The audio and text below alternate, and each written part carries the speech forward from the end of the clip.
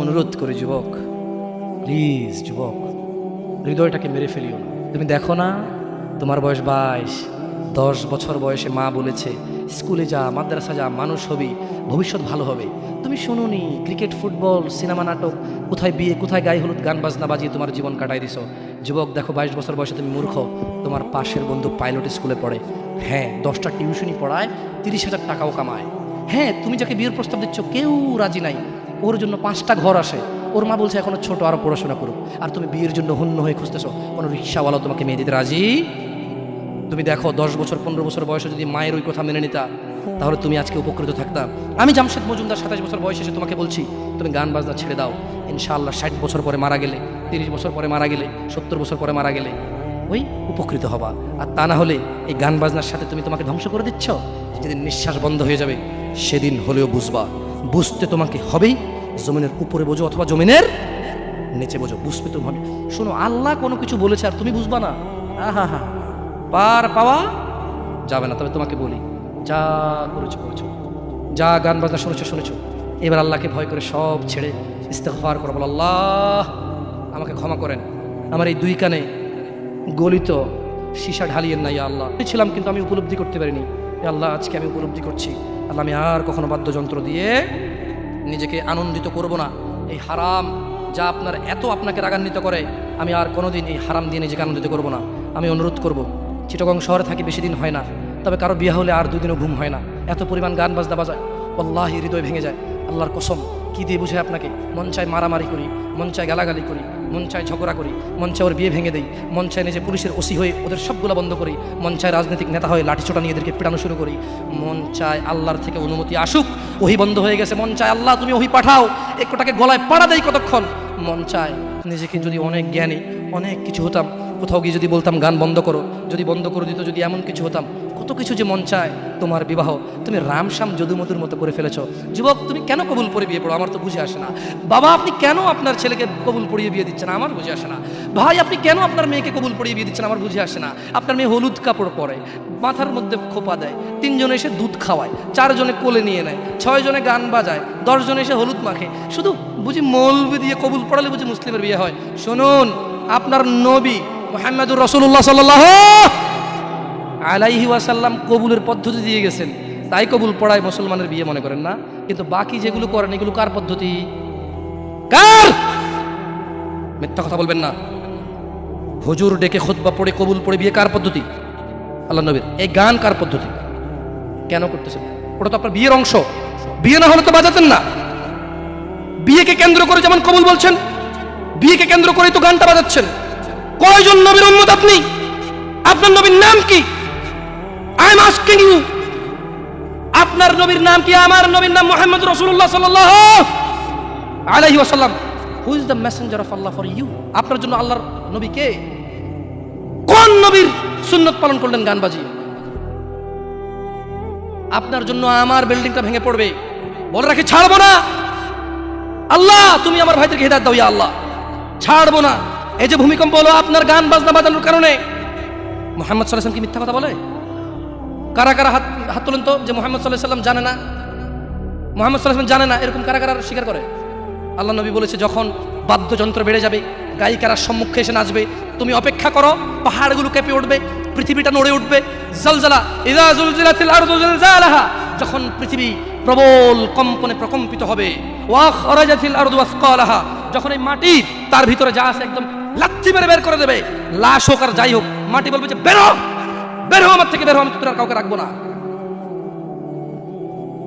ওয়াকাল আল ইনসান, মানুষ বলবে মালাহা মালাহা, পৃথিবীটা কি হলো, এই মাটির কি হলো, কেন সে কবরগুলো লাশগুলো বের করে দিচ্ছে, কেন সে স্বর্ণ মতি হীরা মানিক্য বের করে দিচ্ছে, মালাহা এর কি হলো, কেন পাহাড় নড়ে উঠছে, কেন পাহাড় ভেঙে চূর্ণ বিচূর্ণ হয়ে যাচ্ছে? মানুষ বলবে মালাহা, পৃথিবীর কি হলো? বিআন্না রাব্বাকা আওহালাহা, পৃথিবী এটা করবে, বিআন্না রাব্বাক, কারণ তোমার প্রতিপালক আওহালাহা পৃথিবীকে আদেশ করেছে। আপনি গান শোনেন, আমি শুনি না, আপনি গান বাজান, আমি বাজাই না। যখন চিটাগং নড়ে উঠলো ভূমিকম্পে, আপনার বাড়ির সাথে আমার বাড়িটাও নড়ছে। বন্ধ করেন এই জুলুম আমাদের উপর। আল্লাহর দিকে তাকিয়ে বন্ধ করেন, আল্লাহর দিকে তাকিয়ে বন্ধ করেন। আপনার বাড়িটা যদি ভেঙে ফেলার ইচ্ছা, বুলডোজার ভেঙে ফেলেন, কেউ ধরবে? কেউ জিজ্ঞেস করবে আপনাকে? আপনি গান বাজনা শুনে ভাবে পৃথিবীতে বিপর্যয় নিয়ে আসতেছেন। ইত্তাকিল্লাহ হাক্কা তুকাতিহ, আল্লাহকে ভয় করুন যেভাবে ভয় করা উচিত। ইয়া শাবাব, আহলুল মুনাফিক, নামধারী কিছু মুসলমান, এদের ফাঁদে পা দিও না। তারা চায় তোমরা নেশায় মত্ত হয়ে তোমরা তোমাদের জীবনটাকে জাহান্নামে উজাড় করে দাও। তারা চায় তোমরা শয়তানের ফাঁদে পা দিয়ে তোমরা আল্লাহ দ্রোহিতা এবং রাসূল দ্রোহিতায় মেতে ওঠো। অথচ আল্লাহ চায় তোমরা সফলতার দিকে আসো, আল্লাহ চায় তোমরা আল্লাহর ক্ষমার দিকে আসো, তোমরা সফল হও, আল্লাহ চায়। আল্লাহ সুবহানাহু ওয়া তাআলা বলেন, ইয়া আইয়ুহাল্লাযীনা আমানু ইন্নামাল খামরু ওয়াল মাইসির ওয়াল আনসাব ওয়াল আজলাম রিজসুম মিন আমালিশ শাইতান ফাজতানিবুহু লাআল্লাকুম তুফলিহুন। হে তোমরা যারা ঈমান এনেছো, মদ, জুয়া, মূর্তি পূজার ব্যাধি ও ভাগ্য নির্ণয় গণকের কাছে যাওয়া শিরক, গণকের কাছে যাওয়া শিরক। ভাগ্য নির্ণয় করার শর্ত কেবল ঘৃণার বস্তু, শয়তানের কাজ, কাজেই তোমরা সেগুলো বর্জন করো। ফাজতানিবু, কাজেই তোমরা সেগুলো বর্জন করো। ইয়া শাবাব, হে মানুষ, তোমরা মদ, জুয়া, গান, বাজনা, ভাগ্য নির্ণয় করে এরকম জিনিস থেকে বেঁচে থাকো। আল্লাহ বলছেন যে রিজসুম মিন আমালিশ শায়তান, এগুলো শয়তানের কাজ, এগুলো ইবলিসের কাজ। ফাজতানিবু, আল্লাহ বলছে হে আমার বান্দারা, ফাজতানিবু, এগুলো থেকে বেঁচে থাকো। কেন? লাআল্লাকুম তুফলিহুন, যাতে তোমরা জিতে যাও, যাতে তোমরা সফল হও, যাতে তোমরা জান্নাতি হও, যাতে তোমরা ভয়াবহ আগুন থেকে বেঁচে যাও। জাহান্নামের আগুন কি? নাযাআতাল লিশশাওয়া, চামড়া খসে দেবে, এটা হচ্ছে জাহান্নামের আগুন। জাহান্নামের আগুন থেকে বাঁচার দরকার আছে না নাই?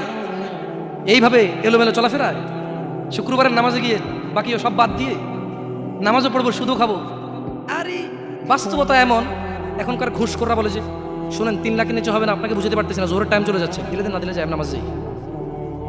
বড় আশ্চর্য, বড় আশ্চর্য।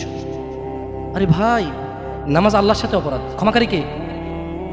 জানা আল্লাহর সাথে অপরাধ, ক্ষমাকারী কে? মদ পান আল্লাহর সাথে অপরাধ, ক্ষমাকারী কে?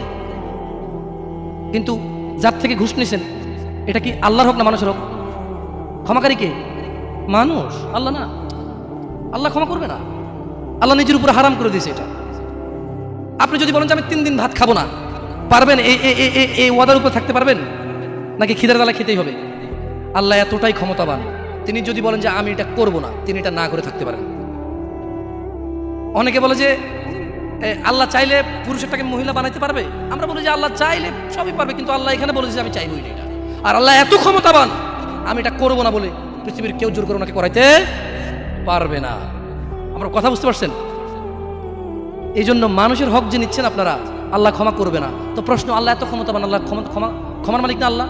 আল্লাহ এই ক্ষমতাটা তার বান্দাকে ভালোবেসে দিয়ে দিছে। হ্যাঁ বান্দা নে, তোকে দিয়ে দিলাম ইখতিয়ার, আমি আল্লাহ মিথ্যা কথা বলি না। তোর হক যে খাবে, তুই মাফ করলে সে মাফ পাবে, আমি মাফ করবো না। আমি দাখিলি দিব না জায়গায়, কি করবে না? আমি না কি গলাবো না। লা ইলাহা ইল্লাল্লাহ, সুবহানাহু, তিনি পবিত্র।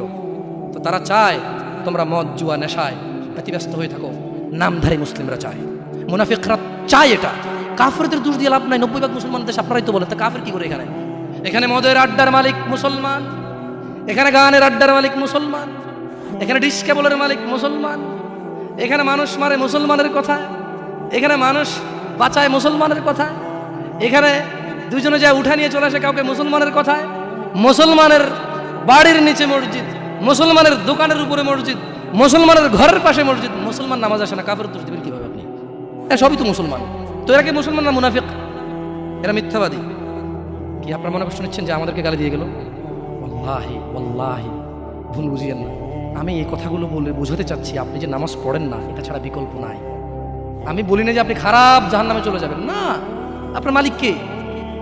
তিনি যদি আপনাকে জান্নাত দেয় ক্ষমা করে, কেউ ঠেকাইতে পারবে? কিন্তু মনে রাখবেন, তিনি মিথ্যা কথা বলেন না। তিনি বলে দিয়েছে তিনি কাদেরকে জান্নাত দেবে। উনি পৃথিবী পরিচালনা করেন একটা নিয়ম শৃঙ্খলায়। কিভাবে? একটা নিয়ম শৃঙ্খলায়। বুঝে আসছে না, আসে নাকি? যাই হোক, ইবনে আব্বাস রাদিয়াল্লাহু আনহুমার বর্ণনায় রাসূল সাল্লাল্লাহু আলাইহি সাল্লাম বলেন, আল্লাহ তাআলা মদ, জুয়া, তবলা, সারেঙ্গি হারাম করেছেন। তিনি আরও বলেন, নেশাগ্রস্ত করে এমন প্রত্যেক বস্তু হারাম। মুসনাদে আহমদ ও আবু দাউদ এসেছে। এছাড়াও বহু প্রমাণ ও নির্ভরযোগ্য হাদিস রয়েছে যাতে গান, বাদ্যযন্ত্র হারাম ও নাজায়েজ বলা হয়েছে। এই ব্যাপারে বিশেষ সতর্কবাণী রয়েছে ও কঠিন শাস্তির ঘোষণা করা হয়েছে। রাসূলুল্লাহ সাল্লাল্লাহু আলাইহি সাল্লাম বলেছেন, আমার উম্মতের মধ্যে এমন সম্প্রদায় হবে যারা জানা, ব্যভিচার, রেশমি কাপড় ব্যবহার, মদ পান, ও গান বাদ্যকে হালাল করবে। আপনি আপনি আপনি খেয়াল করে দেখেন, আল্লাহ নবী ভবিষ্যৎবাণী দিয়ে গেছে যে আমার উম্মতের মধ্যে এমন কিছু লোক বের হবে যারা দাঁড়িয়ে থাকবে, 60 বছর বয়স হবে, মসজিদের সভাপতি হবে, স্কুলের সভাপতি হবে, অথবা কোনো পতি হইল না, কারো পতি হইল না, এমনি মানুষ ভিক্ষা করে হলো বিয়ে করে গান বাজার ব্যবস্থা করবে। ভিক্ষা করে হলো গান বাজার কি করবে, ব্যবস্থা করবে। নাহলে তাকে বিয়ে হচ্ছে না, নাহলে কি হচ্ছে না, বিয়ে হচ্ছে না। ওয়াল্লাহি যত পোলা তার বিয়েতে গান বাজা, বাবা জীবিত, এই বাবা দায়ী।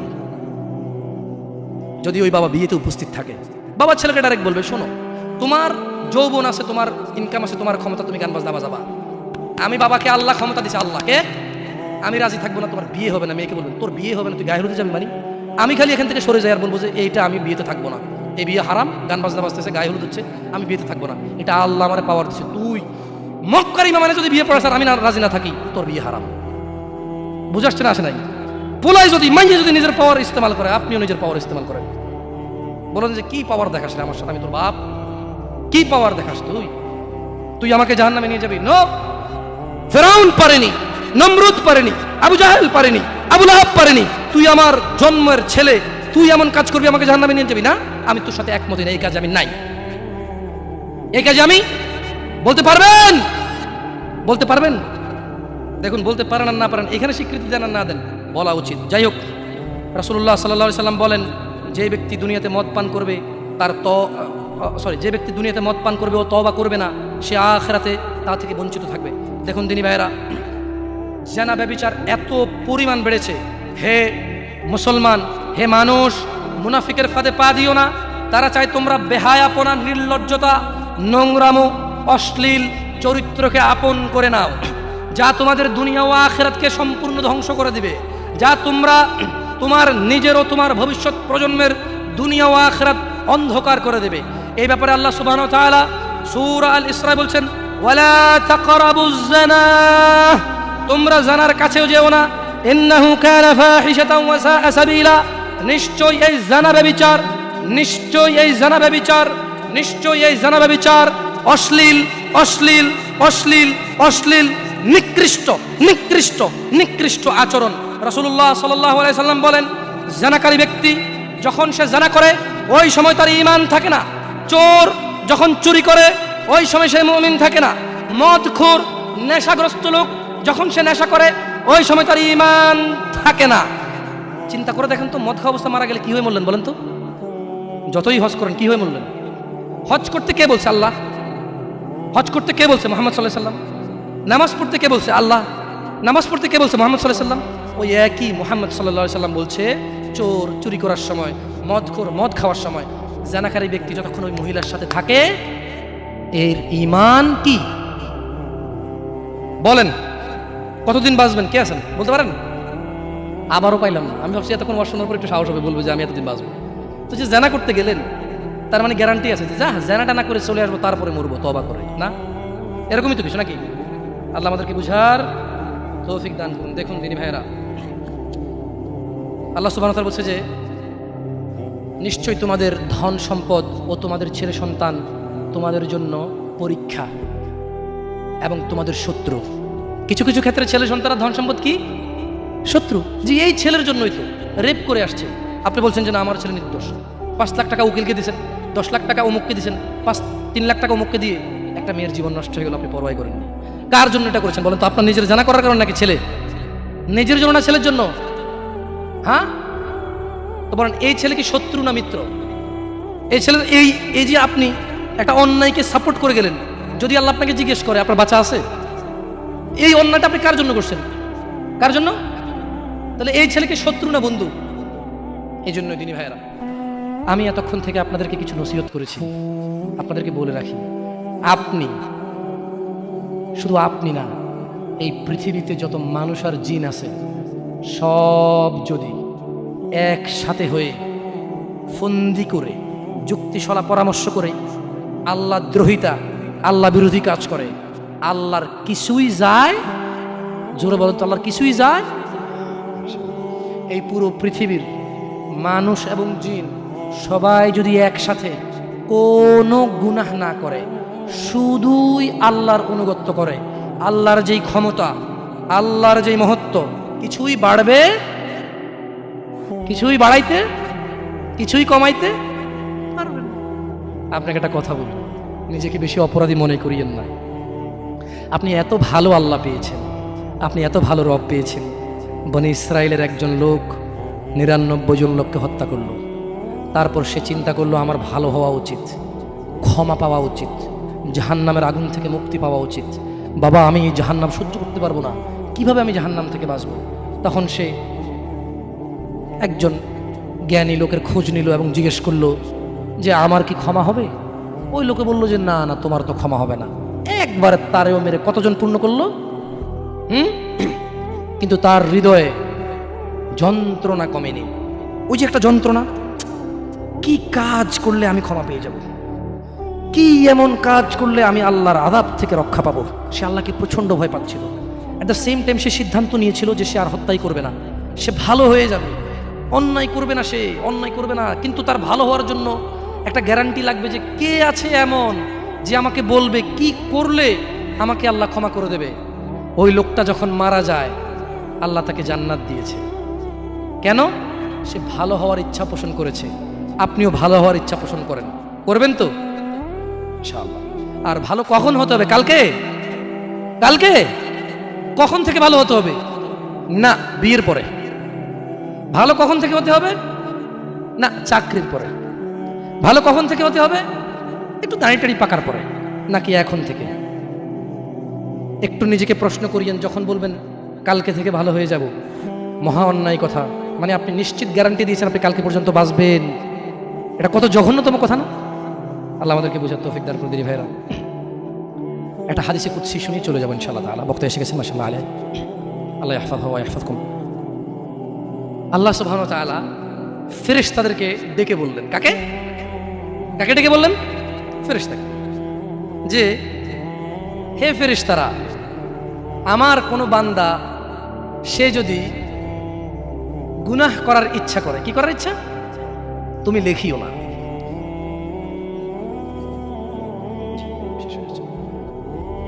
তাহলে ফেরেশতাদেরকে আল্লাহ কি বললেন? আমার কোনো বান্দা গুনাহ করার ইচ্ছা করলে তোমরা তা লেখিও না, যতক্ষণ পর্যন্ত সে না করে। যখন সে এই অপরাধ করে ফেলে তোমরা লেখিও, বাড়তি লেখিও না, যতটুকু করেছে অতটুকুই লিখবা। কিন্তু জানেন আল্লাহ আপনাকে কত ভালোবাসে? এই সেম আল্লাহ ফেরেশতাদেরকে বললেন, শোনো, আমার কোনো বান্দা যদি কোনো ভালো কিছু করার নিয়ত করে সঙ্গে সঙ্গে নেকি লিখে ফেলো। সুবহান। আমার কোনো বান্দা যদি ভালো কিছু করার নিয়ত করে সঙ্গে সঙ্গে লিখে ফেলো। সে এই কাজটা করা পর্যন্ত অপেক্ষা করার দরকার? সে নিয়ত করছে এটা করবে, মাদ্রাসা দান করবে, মাহফিলে দান করবে, মসজিদে দান করবে, সিগারেট ছেড়ে দেবে, এখন থেকে ছেড়ে দিছে, প্রতিজ্ঞা নিছে, এখন থেকে মদ খাওয়া ছেড়ে দিছে, এই এখন এই মাহফিলে প্রতিজ্ঞা নিছে, ইনশাআল্লাহ তাআলা ফজরে আমার যা হয় হয়, মসজিদ আমার চেহারা দেখবে, আমি মসজিদের চেহারা দেখব। আল্লাহ বলছে যে ফেরেশতা লিখে ফেল, লিখে ফেল। এখন কিন্তু ফজর হয়নি, তো এই লোকটা এরকম প্রতিজ্ঞা করে যদি সে মসজিদে ফজরে উপস্থিত হয়ে যায়, যদি সে মদের বোতল আসলো কিন্তু খেলো না, জুলুম করার সুযোগ আসলো কিন্তু করলো না, সে এবার এই ভালো কাজটা বলে করেও ফেলছে, রাইট? আল্লাহ বলেন যে ফেরেশতা বাড়ায় লেখ, 10 থেকে 700 গুণ বাড়িয়ে দে। ইয়া আল্লাহ, ইয়া আল্লাহ, আমরা তো এতটা অপদার্থ হয়ে গেছি, এতটা নিমুখারাম নাফরমান হয়ে গেছি, ভালো কিছু করার নিয়ত করি না। কোনো হুজুর আসা ঠিক কিনা, সবাই ঠিক, তারপর শেষ, সব শেষ। না, আমাকে ঠিক বলতে হবে না, এখানে সবাইকে শুনে ঠিক বলতে হবে না, আপনি ঠিক হয়ে যান। আল্লাহ আমাদেরকে বোঝার তৌফিক দান করুন।